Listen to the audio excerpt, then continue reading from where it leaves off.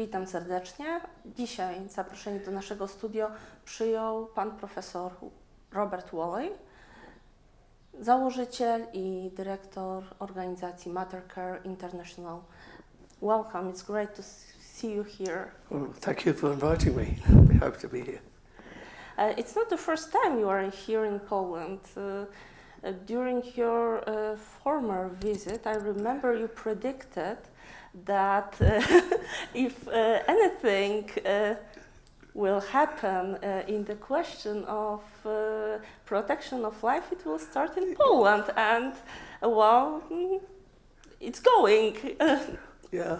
I mean, we are changing abortion law. We want to ban abortion totally. Yeah. We have a hope to submit and later pass the bill totally banning abortion. So how did you know? I mean, it's great intuition. Well, I think this must be about the fifth time I've been here over the years as at the guest of Professor Hazan. You know, I learned a lot about Poland. To be quite honest, I didn't know much about the long history of Poland. Yeah, modern history of the 20th century I did. And then it all struck me when the life issues were coming up. And I said to him one day, you know, you Polish people are very stubborn. I said, you tend to swim against the tide. When all things are kind of against you, you tend to respond in the right way. And I think that's showing now when you suddenly, against the tide of abortion that's sweeping the world, you come along and say, we're going to ban all abortion. Well, you could see or you'd say in English, the hackle, the anger of all the people who think they've done wonderful things in Canada or in England or the United States and all that. Their great contribution to humanity has been to destroy babies. You know, the future of any country, of any civilization, is in its children, obviously. That's how God intended it. And, you know, you have no children, then you have nothing. You've nothing to leave anybody, you've nothing to learn, and you've got no future, nothing to pass down who you were and what you were. And that's the sort of sadness that we have where I live, in the UK, when I started, now in Canada. I mean, it's not just the abortion issue now, it's that, okay, we're going to start killing people. So they're actually talking about doctors as now given permission to kill people. You left UK, I remember, because of the abortion. Yeah, I mean, that's a little bit of history now. I'm getting a bit old, but that was at the beginning of the abortion changes. The legislation came, and you know, I'd qualified as a specialist by then. It was in the early 70s, and I went for a job, you know, as a senior obstetrician, not as a consultant at that point, what they call a senior registrar. And, you know, you were protected supposedly by the law of conscientious objection. And they weren't even supposed to ask you your religious persuasion, which has nothing to do with anything, right, in terms of you being a clinician necessarily. And after the interview, as it went on, it ended up them sort of saying, well, three things. You've got three options here as a Catholic. Do the abortions. Thanks very much. Or you can change your specialty. Well, I've just spent 6 years getting the fellowships and the membership. Or the other option is to leave. Well, I said, thank you very much. This is my country, this is my home too. So we chose to leave, my wife Susan and I, with the 3 children at the time because I was unemployed. And it caused great pain to the whole family. I mean, we weren't big families. I didn't see my father again because in those days there was no internet, there was no phones. You had to book 3 months ahead. No Skype. No, nothing. And we went there by boat, you know. And Susan saw her father a couple of times, and the mother came over regularly. But you know, we lost contact with a lot of friends and all that. And that's what we've grown up with as being from England, you know, all the things that and we went to, thank God, it was divine providence, to the poorest and the smallest, one of the smallest, not the smallest, but one of the smallest provinces of Canada, which is Newfoundland Labrador. It certainly was the poorest. And it was the question of a new medical school starting there, and I went there, and they never asked me about the abortion issue, and I didn't raise it. But as soon as they found out For 10 years they tried to get me thrown out, but they didn't succeed. I was wondering, how is it possible that people spend money on abortion instead of pay for the care, medical care for mothers? I think they have a death wish. They think that we'll all be greatly better off if we have less children and we don't have motherhood. You know, if you look at the whole of the question of the abortion issue, motherhood is never raised. You know, I'll tell you a little story if we've got time. Going to the United Nations once to a big conference on women, right? And I was part of a delegation on the other side, so to speak. And as I went in there, there's this huge, great exhibition, pictures of women from around the world. And I went and had a look at it, and it was kind of interesting, you know. But as I got to the end of it, I thought, there's not much here about motherhood. And except at the bottom, and a small kind of plaque down here, was maternal mortality throughout the world. So the only thing they were talking about was deaths of mothers, you know, the number of who die in pregnancy. And by chance, I don't know if she was just another visitor or she seemed to have something to do with this. I started talking to her and I said to him, you don't have anything much about motherhood here. No, she said, you're right there, yes. I said, why is that? She said, well, you can't bring up motherhood into women's discussion on the, you know, because it brings up kind of romantic confusion and all the rest of it, and it gets in the way and everything. So I looked at her and I said, you must have real problems writing to your mother at Christmas time if you can't use the word motherhood. So I suppose you'd say, dear woman who gave birth to me. I said, it's not exactly affectionate, is it? So the whole concept here was to remove motherhood and to deny the value and the existence of the unborn child. So at the beginning, it wasn't anybody knew the humanity right from the beginning. It was you had to devalue the unborn child. And that's what they've done all the way along. And it's significant that there was a little bit information about women who died during pregnancy, but there were no information about women who died during the abortion procedure. No, not at all, because everybody gets so happy when they have one of those, so supposedly. They don't want you to know what it's all about. It's an ideology, I think, of evil, that women themselves, the very thing that only a woman can do, you know, bearing the children, bearing you and me, the Holy Father, you know, it's ridiculous when you say you've got to eliminate motherhood. You know, without it, if you think about it, none of us would be here physically, right? Without being nourished and nurtured in the womb. But also, we as Catholics wouldn't be here either, because motherhood is such a fundamental part of our whole meaning of Christianity. Because if you look at it, it's the most important event in human history was the incarnation, right?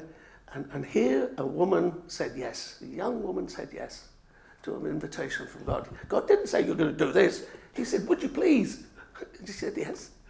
And what you had then is the most intimate relationship that's ever been between a human being and God, because she carried the Son of God in her womb, just like you and me, being nourished and nurtured for 266 days, through a placenta, through the cord into the, you know. So you can, that intimacy, you could say that applies to every motherhood. Every mother shares a little bit in that intimacy, because God said, you will bear all of my children who are coming. And that's what they don't want to hear. That's what, and I think we're in danger, even in the church, forgetting about this enormous privilege, this intimacy. We talk about it all as sort of purely about pregnancy, purely about abortion. No, let's talk about the value and the extraordinary thing that every mother, so she should feel valued above everything else. And the days of Mother's Day should be an extraordinary event in the life of the church, because it's different in Canada, but you have a different day. But it's sort of, when you do focus on the new mothers, but on the older mothers who now, you know, like we had 7 children, we've got 14 grandchildren, so we got new mothers coming in and, but there's Susan who is the matriarch of it all, really. Your organization helps women, Yeah. helps mothers. Yeah. Please tell me, how would you describe the last few years? I heard about your project in Kenya. Yeah, I have to tell you a little bit of a story here because Modicare has nothing to do with Africa only, all right? It came because and I'm not trying to be self-serving now. I suddenly, out of the blue, got appointed in 1985 by the Holy Father, St. John Paul II, to be a consultant on the Pontifical Council for Health. It was newly created. And the challenge came because there was a big complaint that the abortion issue was all because of obstetricians doing the abortions and something ought to be done about it. Well, it was made clear to us that the Holy Father wanted an authentic group of Catholic obstetricians who could speak and support and encourage. Because when I looked at it as a professor of obstetrics, I had to belong to all these associations around the world, the Royal College in England, the American College, the Canadian College of Obstetrics, paying huge membership fees, and they were doing precisely the opposite to what I believed in. And I said, we don't have any organization that supports us as obstetricians, gives a voice for the church to relate to, that we will be talking, like Professor Hazan, authentically about motherhood as a professional, about parent, and all these things, that make us kind of unique. From that, they said, we want you to have a portfolio of accomplishments, so people don't think you're just a talking shop, you talk, but you do something, because we're obstetricians, we don't do it. So it came up at that time that not many projects were doing anything about maternal mortality in Africa, and I'd been going to Africa since 1982, and when you experience a maternal death, it creates into you two feelings. One is of great sadness, obviously. You see a mum die. Sometimes, as I've seen it, you could do nothing for the baby who would move around after the mother died, until the baby died. But also then it created professionally anger. You say, this doesn't occur in Canada, it doesn't occur in the UK, why is it occurring here? And basically because of neglect. And that's discrimination against motherhood, because nobody bothered to provide them with access to cesarean section and blood transfusion and treatment of malaria and anemia and all these kind of things. And that's where we've tried and have been trying to develop this kind of voice. It's not been easy. And I'm sure I'll probably get a contract put out on me, but the reason for that is, in Canada we have a little kind of rodent. It's a little kind of furry little thing, and we call it a groundhog. And it's a cute little thing. And when the winter comes, it goes down the hole there, and it goes to sleep. And then all of a sudden it'll wake up and it'll go up to the hole and see if there's a new spring, see if it's all changed. If it has, hallelujah, it comes out and the spring, the summer's here. If it's not, back down the hole he goes. And it's like that with the abortion issue. Many obstetricians wouldn't do it, an abortion. They might cooperate. They've got to understand the moral principle of cooperation. But, everybody knows that if you don't go along with all these things, you're going to suffer, professionally. Not income, but professional advancement and seniority and all the rest of it. So it can be very, you can suffer a lot, as Professor Hazan knows, and I experienced long ago, and it's still happening now. But I think we have to be very, very careful, because the same thing is happening with euthanasia. Yeah, that's true. Exactly the same process is being introduced now with the euthanasia as occurred with abortion. Especially in Canada. Oh, absolutely. I mean, there's a headline now that the doctors are given permission to kill. And that's because we have I'm not sure I should say too much, but Prime Minister who doesn't deserve very much respect, who came out of nowhere as a child functioning as a leader who now wants to not only have euthanasia kind of rammed through the law, the parliament, but wants to include in that the killing of children, euthanasia for children, and for the mentally handicapped. As somebody pointed out, all of this leads to the possibility of murder, because it'd be very difficult to prove anything otherwise. If you look at the experience in some of other countries, you can see that the number of euthanasia is going up. And while the doctors were required to report when they engaged in euthanasia, they're not doing that anymore because it's been acceptable, somebody cares. And I keep on saying to people, okay, you and I beat the abortion rap, so to speak, but watch out. If you become old, a burden, needing a lot of care from the healthcare system, you know, when it's going broke in most countries because we're an aging population and so on, you will suddenly be happier if you went. And they might even say to heaven early, you know, yeah, let's just save the healthcare system, less money spent on you. So all of these things, you know, who was it? Edmund Burke said once, if you don't, oh no, it wasn't him. Anyway, somebody once said, if you don't look at what happened in history, you're in danger of repeating it. And that's exactly what's happening. But there's a huge need of evangelization of medical staff also because, well, I don't think they have.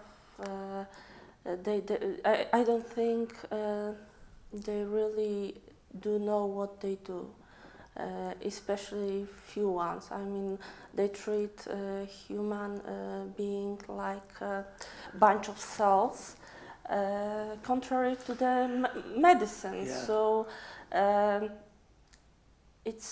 think it's really needed to work on their conscience. You know, one time, the relationship between a patient and the doctor was of a covenant relationship, second only to the priest. Yeah, the trust. The trust, things you heard you would never repeat because they were confidential between you, not even to another relative, only between you two. They've abolished all of that now. And now it's purely contractual. Because it's possible to do it, you do it. And the only thing that happens, if you mess it up, I'll sue you. So that relationship of trust will destroy the medical profession. And I have evidence for that because just a few years back, I suddenly got a phone call in Canada from a gentleman who identified himself as a surgeon, but a member of the House of Lords. It was Lord something or other, right? And he said, I'm on the all-party commission that's looking at the physician-assisted suicide as a possibility. And he said, it suddenly occurred to me, what would that do to the medical profession if they had the responsibility and permission to do that? He said, I couldn't find anything anywhere about that physician-assisted suicide. So he said, it suddenly dawned on me, what happened when they introduced abortion? And he said, I went on Google, and he said, I looked up, and lo and behold, there was a paper written by this guy, Wally, in the British Medical Journal. When I got the sack and told to leave, I wrote a paper, it probably wasn't very good, but it got published by the British Medical Journal, A Question of Conscience, you know, outlining my experience. And he said, that's why I'm calling you, because it strikes me as that's what's going to happen. The denial of conscience, you can see that in Canada. It's just gone through, the Prime Minister said, no conscience rights. You will do what you're told. And that is, if I lived in Poland, I wouldn't hear, but in Canada, they would say, okay, well, no. And there's no fight, and it's the medical profession. The medical profession has got to have the guts to stand up for what is right. But if you look at most doctors' training, There's no ethics, there's no moral guidance, there's nothing. There's nothing. You're on your own. And if you go off the track, you're probably an excellent doctor, but that's not all that counts. You've got to be an excellent person and put it into context of what we are as human beings. We're made in the image and likeness of God. That we're not just, as you said, a bunch of cells all kind of functioning together.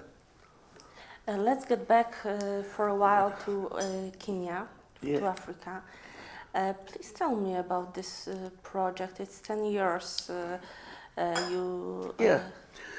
I told you about this Bishop Locati, an Italian, who said, come and tell me what to do. So I went, and there was nothing there. Nothing. Semi-desert, right at the bottom of Mount Kenya, arid. It's a desert that goes way up to Ethiopia, to the South Sudan, and 188,000 people. There was one hospital with one operating theatre, nothing else. No rural maternal health where most of the mothers are dying or giving birth and dying. So I looked at it and I said, Bishop, we've got to do something. We've got an idea, Project Isiolo, where we provide essential obstetrics and we'll make sure everybody gets prenatal care and make sure that they deliver in a safe, clean place and all the rest of it. So he said, yeah. He said, yes, that's a good idea. So I went off and wrote a paper. You know what happened? 3 months later, he was murdered outside of his house. And he had been so interested in what we were going to do. And he kind of said, this will be a memorial, I think he said, to Pope John Paul II, who had just died in 2005. So we said yes at the time, little knowing that we would now have to make it a memorial to another bishop who'd given his life to his people. The Bishop of Rome and the Bishop of Isiolo. So then we had to wait for a year before the new bishop came. And it's been a struggle. It's starting from the beginning, trying to show, tell the people that death in pregnancy is not inevitable. We don't have it, you needn't have it. But you've got to obey certain rules, as it were, good prenatal care, looking after yourself, getting the right people to look after you, getting the right place to have a delivery. But some funny ideas come into there. A lot of them are pastoralists. They have goats and cattle and they move around. And we got word back, because it's nice, it's only small, 28 beds, and we've got the equipment, ultrasound, and all those kind of things. And compared with the general hospital, it's dilapidated, and the roof leaks, and it's dirty, and there's no equipment, and so on. People are frightened to come to ours as martyr care. And you know why? They think it's only for rich people because it looks good. I said, I suppose we can throw a bit of dirt around and have a few leaks. For them to feel better. Right. But it's sad, isn't it? It's their understanding that something like that would only be for the rich. Well, of course it isn't. So one of the things that just happened on Mother's Day, just about 2 weeks ago on a Saturday, they had 500 mothers from all the religions. They all came with the babies and they all talked about it, and it was a gathering. And you know what it's doing? It's bringing about reconciliation between the different ethnic and religious communities. And I think that's one of the things we're doing. We didn't plan it, but it's a natural thing if you think about it. And another event of some years ago, Professor Hazan was there. We met with a lot of traditional birth attendants. These are the ladies in the villages, not trained, but who they relied on to help them through pregnancies. And they knew that people would die and there's nothing they could do about it, but they wanted to help. And we brought together, I think it was about 40 of them, I can't remember now. We've got a picture. And each of these ladies sat there, and they were from both sides of the community, which is divided with a plank of wood with nails sticking up through it, because that's the Christian side and that's the Muslim side. There's a police post. And all these ladies came together from both sides, and they wanted to say something. They moved all the way around, and they came to this one lady who was veiled, and she got up and she said, "Do you know, when we're all together like this, we are one." I thought it was beautiful. And then it struck me that the whole of this issue is going to be because of mothers and women who stand up and say something, not just the medical profession, but everybody, like you're doing here. I'm just saying here, one door closes, another door is opened here with this new little clinic, which will go into a big clinic. But what is done here, I think, is vastly important, because you have an answer to life, not just death. People otherwise who can't help a baby who's born, not the same as everybody else, but still a baby. All you can offer is death. It's a sad reflection on it, and that's all we've done, isn't it, throughout the 20th century and now into this century, is well, we've got to have a bit more death, and then we'll all be vastly more happy. But Africa, African countries, as other developing countries, were and are the victims of developed countries' pro-abortion mentality, which is spreading around the world. Oh, absolutely. And this is a kind of a blackmail, because wealthy countries, politicians, NGOs, international institutions, organizations, philanthropists, who says, well, you have to put abortion, you have to put anti-conception to your healthcare system, because you won't receive any credit, you won't receive any financial war to support. help. Yeah, it's ridiculous. I mean, it's an evil in itself. You're going to do what we want otherwise, and it's about abortion. It's about birth control, and you know what they're doing now. They decided they've got to get more birth control out there, as if that will help to stop maternal deaths. But it won't, because 91% of all the deaths occurring in the last 3 months of pregnancy, during labour and delivery and a week after it. So, putting the moral argument aside for a minute, statistically, abortion and birth control are irrelevant, unless you destroy motherhood in the first place, right? And so, they want to get this contraception out. They've been trying everything, and now they're using drones. I said, what? They're using drones. Drones. They put a drone up there with contraception, and they fly it out there. Incredible. And drop it, yeah. And somebody who's a medical person or a nursing person picks them up. And I thought, why would they use a drone then if they can get somebody out there? We were laughing and saying, do you know, one of the dangerous things in most airports now are people using drones. At London Airport, for example, there's been near accidents with people flying a drone. So you know what they've been doing is they've been training eagles to attack these drones. And they and they bring them down and put them down there, And I said, okay, we better start training drones to go after the contraceptive drones up there. I mean, it all becomes almost unbelievably stupid and a joke. Any means that they, years ago they had an idea of putting contraceptives in the water supply, like they did with what do you call it? My head's going now, but to strengthen your teeth and fluorides and so on. So that would make us healthy like that. So why not just put that in the thing there? Or why don't we do what Gates has now invented is a chip that you will put in here. Now, there have been chips around for a long time, the contraceptive chip. But the mother will be able to turn this chip on and inject a certain amount of contraceptive treatment, right? And she can turn it off. However, if she can turn it on and turn it off, maybe he can. Gates and all these people who are going to do that, maybe they can turn them off. And so they will be controlling, and that's what it's all about. It's about population control. There's, I heard about the contra gene, which is vaccinated with, for example, flu vaccination. Yeah, we have to be careful of that. There was partly involved. There was a tetanus toxoid that was given in a small number of doses normally, and this was increased to 5 doses. And there was a suspicion that was made a bit too loudly that this included HCG that would make antibodies to a future pregnancy. I don't think that's ever been. It was tried in India, yeah. But in these recent times, no.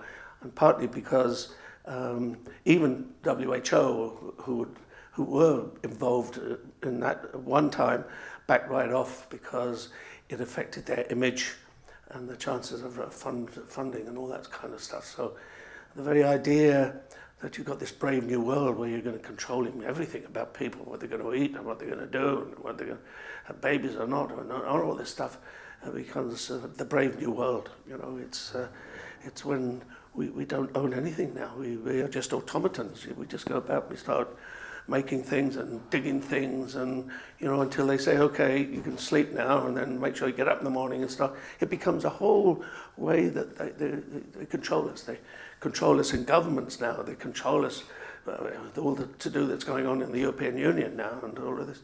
And you've got all these people coming from Europe, and why? Well, because they live in terror, and they have no water, and they have, you know, perhaps part of the solution is to make their lives better, and they wouldn't want to leave them because most people want to stay at home, aren't they?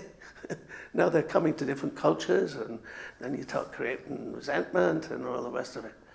But the world has to come together and be a united nations, and maybe we've got to share more in every possible way, not just money, but in training and care and so on, you know.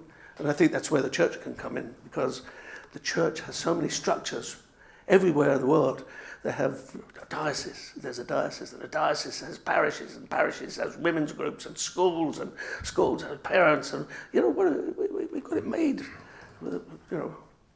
Yeah, but we fight with a really huge power. I mean, yeah, the wealthiest in the world. Yeah. Hillary Clinton said a few days ago, Yeah. Abortion must be a core priority for work in developing countries. Yeah, it's yeah. really sad and disturbing. It's a disgrace, really. It's a disgrace. I mean, you'd hardly say, you know, that we must have war to control them over there a bit more, you know, more war. What you're doing is to create war against the unborn to control them. And it's nothing but... like slaves. Oh yeah, but we'll control their populations to a level where they can be useful but not threatening, you know. And when you look at all these poor refugees, you can understand their suffering, you know.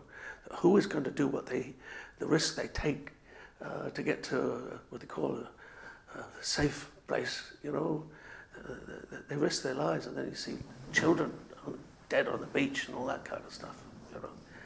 It's outrageous, right? But the West is not offering much of a solution either, the rich world. It's usually with rich people they become greedier and greedier.